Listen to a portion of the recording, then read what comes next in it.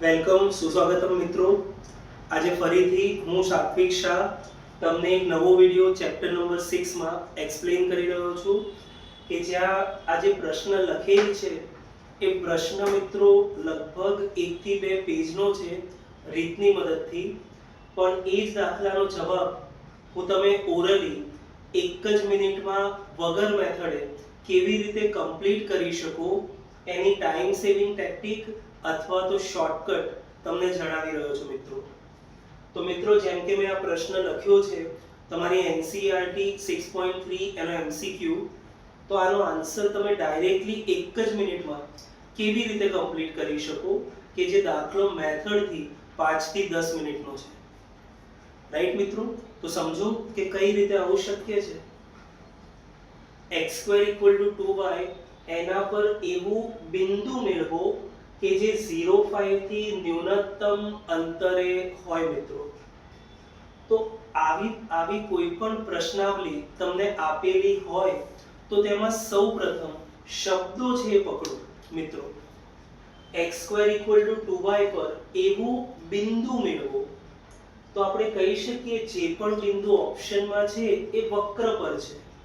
તો સૌપ્રથમ મિત્રો તમે ચકાસો કે ઓપ્શન A, B, C અને D એમાંથી કેટલા બિંદુઓ વક્રના સમીકરણનું સમાધાન કરે છે. તો મિત્રો, પહેલું બિંદુ 2√2, 4 એ તમે અહીંયા ડાબી બાજુ અને જમણી બાજુ મૂકશો તો સમીકરણનું સમાધાન કરે છે, સમીકરણને સંતોષે છે. તો ઓપ્શન A સાચો જવાબ હોઈ શકે.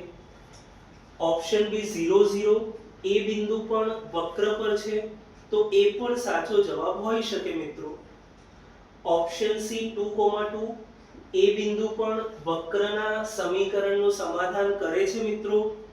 તો મે બી ઓપ્શન C પણ આન્સર હોય. પરંતુ મિત્રો, ઓપ્શન નંબર D 2√2, 0 આ બિંદુ વક્રના સમીકરણમાં ડાબી બાજુ અને જમણી બાજુનું સમાધાન કરતું ન હોવાથી ઓપ્શન D દૂર થઈ ગયું. આ જે પદ્ધતિ છે મિત્રો એને કહેવાય છે કાં તો વિકલ્પ નિવારણ પદ્ધતિ અથવા તો ટ્રાયલ એન્ડ એરર મેથડ મિત્રો, જેનાથી દાખલો તમે શબ્દો પરથી ઉકેલી શકો.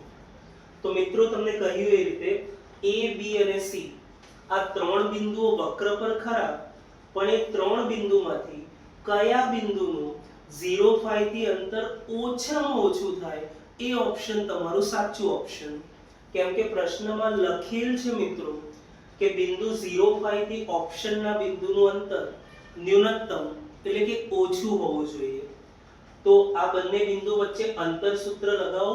દાખલા તરીકે આ બિંદુ P છે અને જે ઓપ્શન છે એ આપણા બિંદુ Q છે. તો બે બિંદુ વચ્ચેનું અંતર મિત્રો, અંતર સૂત્રો અહીંયા લખી રહ્યો છું, જોજો મિત્રો. તો બિંદુ P નું ઓપ્શન A થી અંતર સૂત્ર √x યામોના તફાવતનો વર્ગ વત્તા y યામોના તફાવતનો વર્ગ. 2√2 નો વર્ગ એટલે 8, 5 - 4 1 નો વર્ગ એટલે 1, 8 + 1 9, 9 નું વર્ગમૂળ 3. તો હું કહી શકું કે ઓપ્શન A થી 0.5 નું અંતર થાય છે મિત્રો 3 એકમ. એ જ રીતે મિત્રો, ઓપ્શન નંબર B નું 0.5 થી અંતર સૂત્રની મદદથી નીકાળો મિત્રો. તો ઓપ્શન B નું 0.5 થી અંતર થયું મિત્રો વર્ગમૂળમાં x1 - x2 નો વર્ગ વત્તા y1 - y2 નો વર્ગ.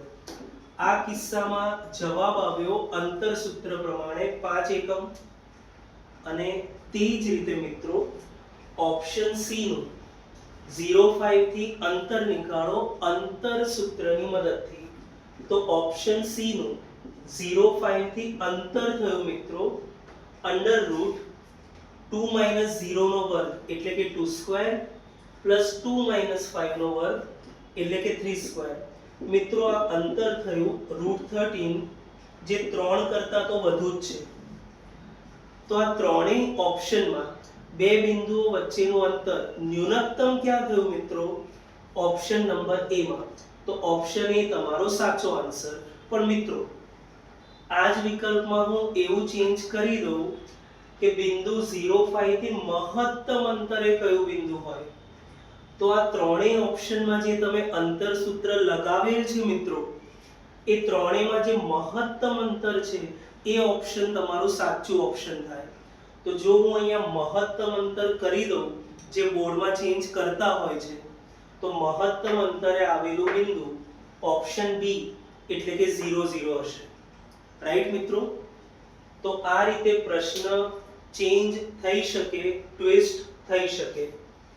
અત્યારે તમારો આન્સર ઓપ્શન એ છે, પણ ફરી કહું છું, મહત્તમ અંતર લખ્યું હોય તો ઓપ્શન બી સાચો જવાબ થઈ શકે.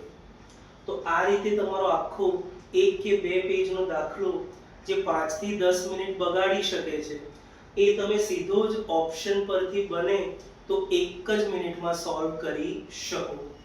મિત્રો, આ શોર્ટકટ પણ ચેપ્ટર 6 માટે બહુ જ ઉપયોગી છે. જો તમને સારું લાગેલ હોય કે આ ઓપ્શન વાળી મેથડ તમારા માટે ખરેખર સારી અને મદદરૂપ છે, તો આગળ અમારી ચેનલને લાઈક, શેર અને સબસ્ક્રાઇબ કરી આગળ વધારો. નેક્સ્ટ ટાઈમ હજુ પણ સારા શોર્ટકટ વિડિયોઝ સાથે હું સાત્વિક શાહ તમને નેક્સ્ટ ટાઈમ જરૂરથી મળીશ. Thank you very much friends. અને વિધાઉટ ફેલ તમે ડિસ્ક્રિપ્શન નોટ્સ વાંચવાનું ભૂલતા નહીં, જે તમારી શોર્ટકટ ઇમ્પ્રુવમેન્ટ વધુ સારી રીતે કરશે. Thank you friends. Next time જરૂરથી મળીશું. Thank you.